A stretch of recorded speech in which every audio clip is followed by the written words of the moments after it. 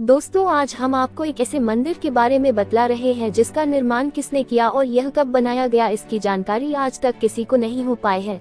जिस मंदिर को मुगलों ने कई बार लूटा, कई विदेशी ताकतों ने इस मंदिर को जड़ से उखाड़ फेंकने की नाकाम कोशिश की। कई बार इस मंदिर की संपत्ति को लूटा गया। जितना बार इस मंदिर को नष्ट करने के लिए दुष्ट पैदा हुए, उतने ही बार इस मंदिर के पुनः निर्माण के लिए पुण्य आत्माओं ने जन्म लिया। आज हम आपको भारत के इतिहास के सबसे रहस्यमय, अद्भुत और आश्चर्यजनक मंदिर के बारे में बताने जा रहे हैं, जिस इतिहास के बारे में हर भारतवासी को जरूर जानना चाहिए। दोस्तों, हम बात कर रहे हैं सोमनाथ मंदिर की, जो कि एक हिंदू मंदिर है जिसकी गिनती भगवान शिव के 12 ज्योतिर्लिंगों में सर्वप्रथम ज्योतिर्लिंग के रूप में होती है। गुजरात के सौराष्ट्र क्षेत्र के वेरावल बंदरगाह में स्थित इस मंदिर के बारे में कहा जाता है कि इसका निर्माण चंद्रदेव ने करवाया था। इस मंदिर का उल्लेख ऋग्वेद में भी मिलता है। यह मंदिर हिंदू धर्म के उत्थान पतन का प्रतीक रहा है। अत्यंत वैभवशाली होने के कारण इतिहास में कई बार इस मंदिर को तोड़ा गया तथा पुनः निर्मित किया गया। वर्तमान भवन का पुनः निर्माण का आरंभ भारत की स्वतंत्रता के पश्चात लौह पुरुष सरदार वल्लभ भाई पटेल ने करवाया और 1 दिसंबर 1995 ईस्वी को भारत के राष्ट्रपति शंकर दयाल शर्मा ने इसे राष्ट्र को समर्पित किया। सोमनाथ मंदिर विश्व प्रसिद्ध धार्मिक पर्यटन स्थल है।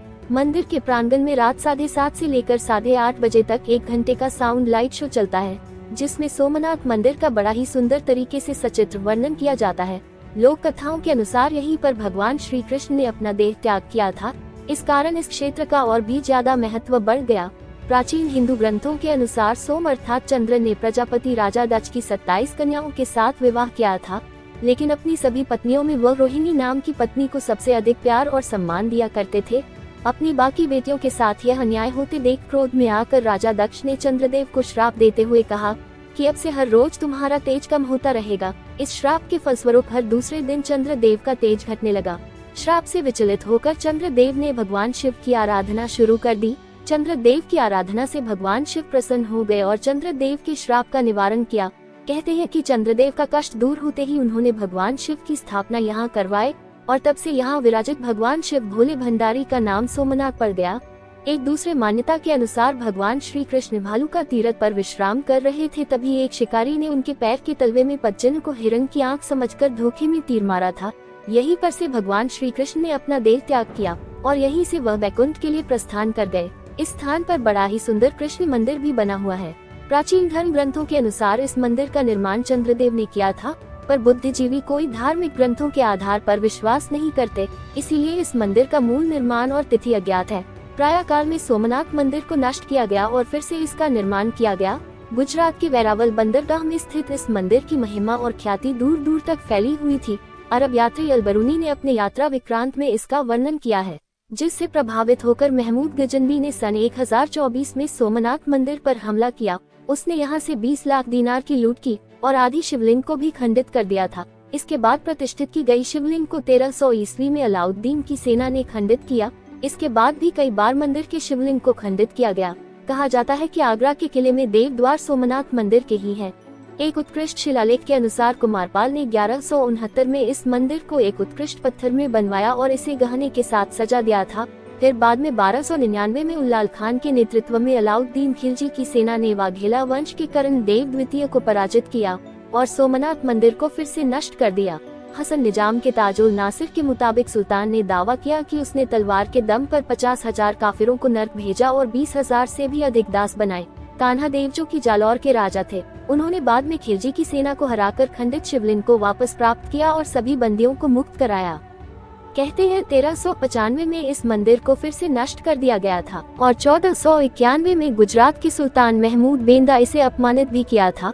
1546 ईस्वी में गोवा में स्थित है पुर्तगाली ने सोमनाथ में गुजरात के बंदरगाह और कस्बा पर हमला किया और कई मंदिरों को नष्ट कर दिया, जिनमें सोमनाथ मंदिर भी एक था। वर्तमान समय में सोमनाथ मंदिर का पुनर्निर्माण भारत की स्वतंत्रता के पश्चात लौह पुरुष सरदार वल्लभ भाई पटेल ने करवाया था। सोमनाथ मंदिर के दक्षिण में समुद्र के किनारे पर एक स्तंभ मौजूद है। उसके ऊपर एक तीर रखकर संकेत किया गया है कि सोमनाथ मंदिर और दक्षिणी ध्रुव के बीच पृथ्वी का कोई भी भूभाग नहीं है। मंदिर की पृष्ठ भाग में स्थित प्राचीन मंदिर के बारे में मान्यता है कि यह पार्वती जी का मंदिर है। सोमनाथ जी के मंदिर का संचालन और व्यवस्था सोमनाथ ट्रस्ट के अधीन है। सरकार ने ट्रस्ट को जमीन, बाग बगीचे देकर आय का प्रबंध किया है। ये तीर्थ पितृगण के साथ नारायण बलि आदि कर्मों के लिए भी प्रसिद्ध है। चैत्र, भाद्र, कार्तिक महीनों में यहाँ स्नान करने का विशेष महत्व बताया गया है। इन 3 महीनों में यहाँ श्रद्धालुओं की बहुत ज्यादा भीड़ लगती है। इसके अलावा यहाँ 3 नदियाँ हिरण, कपिला और सरस्वती का महासंगम होता है। इस त्रिवेणी स्नान का विशेष महत्व है। सोमनाथ मंदिर के समय काल में अन्य देव के मंदिर भी थे। इसमें भगवान शिव के 135, भगवान विष्णु के 5, देवी के 25, सूर्य देव के 16, गणेश जी के 5, नाग मंदिर 1, क्षेत्रपाल मंदिर 1, 19 कुंड और 9 नदियां बताई जाती है। एक शिलालेख में विवरण है कि महमूद के हमले के बाद 21 मंदिरों का निर्माण किया गया। संभवतः इसके पश्चात भी अनेकों मंदिर बने होंगे। 4 धाम में से एक धाम भगवान श्री कृष्ण की द्वारिका सोमनाथ से करीब 200 किलोमीटर की दूरी पर स्थित है। यहाँ पर प्रतिदिन द्वारकाधीश के दर्शन के लिए देश और विदेशों से हजारों की संख्या में श्रद्धालु आते हैं। यहाँ गोमती नदी स्थित है। इसके स्नान का विशेष महत्व बताया गया है। इस नदी का जल सूर्योदय पर बढ़ जाता है और सूर्यास्त पर घट जाता है, जो सुबह सूर्य निकलने से पहले मात्र 1 या 2 फीट ही रह जाता है। विश्व प्रसिद्ध सोमनाथ मंदिर आदि अनंत है। इसका सर्वप्रथम निर्माण काल अज्ञात है। हर काल में इस मंदिर को बुरी ताकतों ने लूटा और शिवलिंग को खंडित किया गया।